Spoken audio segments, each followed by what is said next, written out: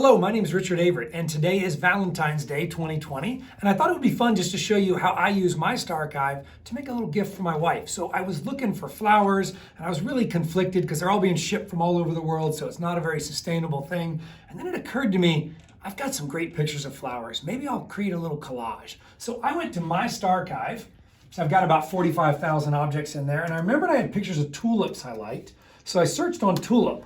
And fortunately, our little AI tags have gone in and tagged all these pictures tulip. So I started grabbing ones I thought were good candidates, and I put them over here in the workspace.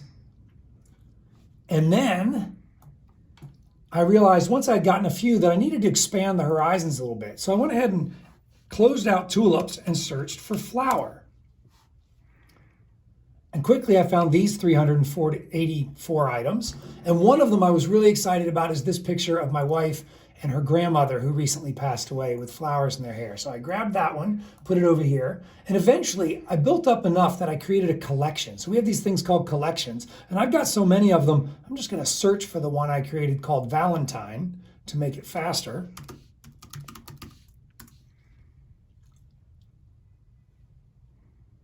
And here we go. So once I had this collection, let's open it up. You can see these are the pictures I chose in the end.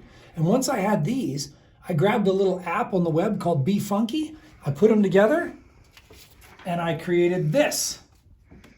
The whole project took me about 30 minutes and I thrilled my wife this morning. So just one way, as a consumer, you can use our new release of Starchive.